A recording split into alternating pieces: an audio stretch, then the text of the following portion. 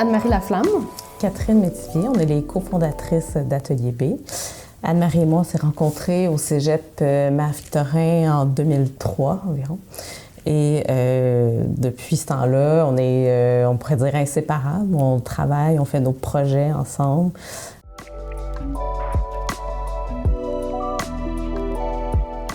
On était diplômés, nous, du cégep Marie-Victorin.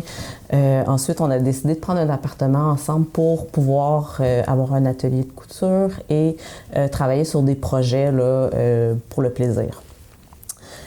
Et ensuite... Bien, on était toutes les deux étudiantes à ce moment-là. On a continué nos études, en fait, en design de mode puis en gestion par la suite. Catherine travaillait dans l'industrie aussi. Puis le projet d'Atelier B est né tranquillement. En fait, c'était un peu une excuse pour justement travailler ensemble puis avoir des projets puis avoir du plaisir. On rêvait d'un jour avoir une entreprise ensemble, mais on se doutait pas que ce projet-là deviendrait les 20 prochaines années et j'espère plus. Du projet qu'on a voulu lancer le projet en 2007, c'est encore les choses qui sont les piliers de l'entreprise 15 ans plus tard. On a toujours eu envie d'avoir une production locale pour différentes raisons, pour avoir le contrôle sur la qualité, mais aussi pour le respect des personnes qui fabriquent nos pièces. Puis pour pouvoir transférer le savoir-faire aussi qui est en train de se perdre depuis les années 80-90 à cause de la délocalisation de la production. On trouvait ça important qu'il y ait un savoir-faire ici. On en a vu l'intérêt dans les dernières années avec la pandémie, entre autres, comment être capable de faire les choses nous-mêmes, c'est précieux. Puis l'autre aspect très important pour nous, c'était l'impact environnemental de la mode, parce que la mode est une industrie, on le sait, qui est désastreuse. Ça a des impacts effroyables sur la planète et sur les humains.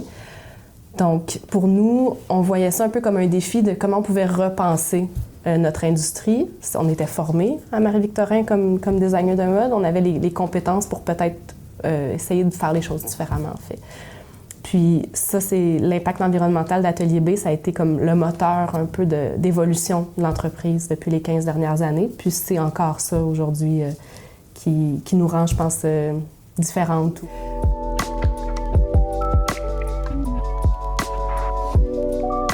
On est toujours dans la recherche dans l'objet, le vêtement, par rapport à des finitions, à la façon que le vêtement va être construit. Fait qu'on fait beaucoup de recherches tangibles sur la construction des vêtements. Et avec le temps, ça allait de soi qu'on réfléchisse à comment optimiser notre production et nos façons de faire.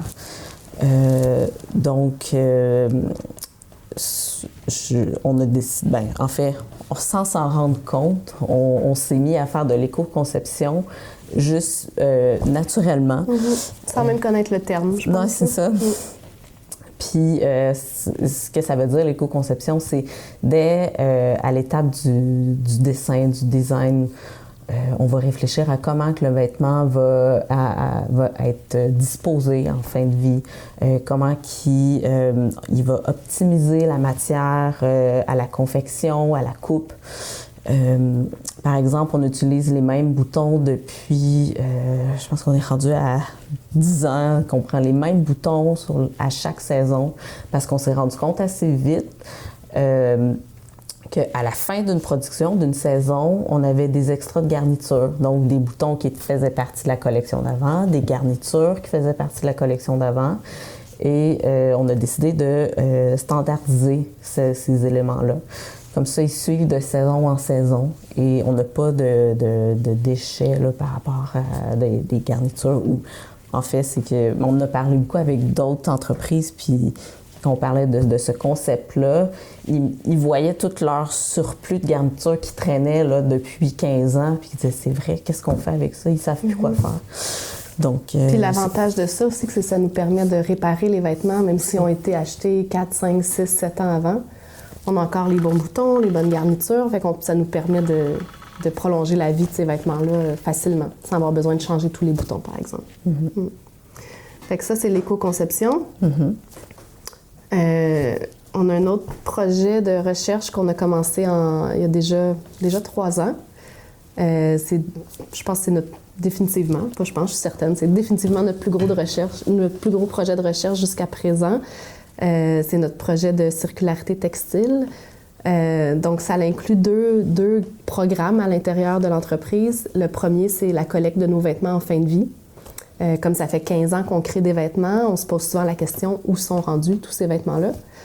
Puis nous, on croit beaucoup à la responsabilité civile des entreprises, donc la responsabilité des produits en fin de vie, de trouver une solution pour qu'ils ne nuisent pas, en fait.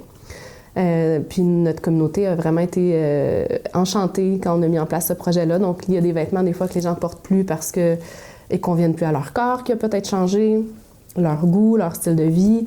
Des fois aussi, les vêtements sont juste complètement usés. Donc, nous, on les reprend, peu importe l'état dans lequel ils sont. Puis, on les inclut dans le deuxième programme, qui est notre programme de recyclage de retail textile. Au Québec, il n'y a aucun programme de recyclage. Donc, le textile s'en va à l'enfouissement.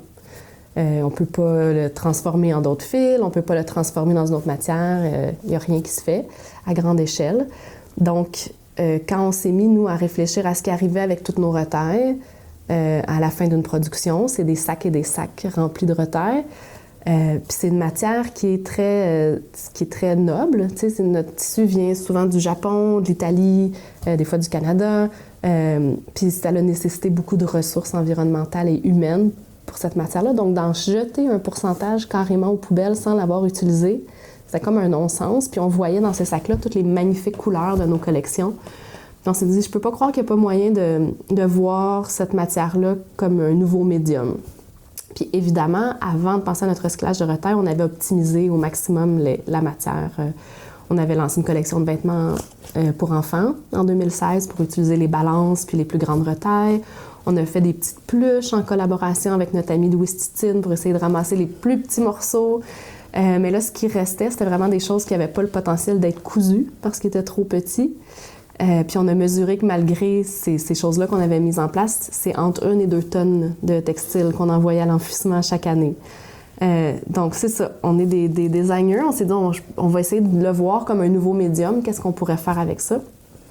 Puis on s'est inspiré de différentes techniques, entre autres la fabrication de papier artisanal, qui est souvent fait traditionnellement avec des retails de fibres cellulosiques.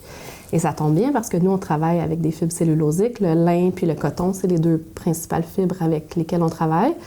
Donc là, on s'est mis à faire du prototypage. On transforme les retails en pâtes, puis on en fait des objets.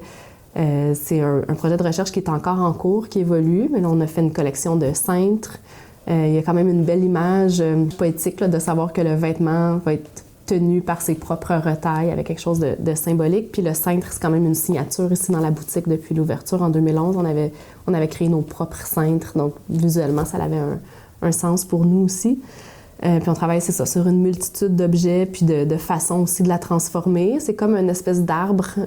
Quand on a commencé, on essayait une technique, puis là une deuxième, puis une troisième, puis là, il pousse des branches à ce projet-là un peu, puis c'est vraiment un potentiel créatif vraiment inspirant avec beaucoup de possibles.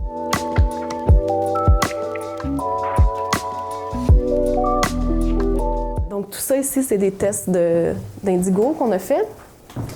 Donc ceux-là, c'est ce qui a été fait avec l'indigo local. Ça, c'est de l'indigo japonais pur, là, qui est comme des millénaires d'expérience. Mais ça, c'est ce qu'on arrive à faire avec l'indigo local, qui est quand même merveilleux. Donc, on avait fait cet item-là là, qu'on avait mis en boutique pour tester. Puis là, ce qui est le fun, c'est qu'on a les commentaires des clients qui les ont portés après combien de lavages. Ils peuvent nous montrer comment la couleur a perduré. Puis nous, ils savent qu'avec nous, les vêtements sont garantis de toute façon. Fait que si la couleur disparaît, bien, ils vont me le ramener, puis je vais le reteindre. On va faire... Tu sais, c'est vraiment une relation sur le long terme qu'on a avec nos clients. Donc, c'est un autre projet parce qu'en ce moment, nos vêtements en boutique sont pas encore teints. Tu sais, on a beaucoup de recherches à faire avant de pouvoir dire que dans la boutique, tous les vêtements vont être teints avec des plantes locales. Mais on commence à en intégrer au fur et à mesure qu'on a des résultats concluants. Il faut voir sur le long terme. Sur le long terme, peut-être que nos cintres vont être faits avec de la teinture locale. Mais là, ça va être la boucle. Il va falloir avoir fait le tour de la boucle.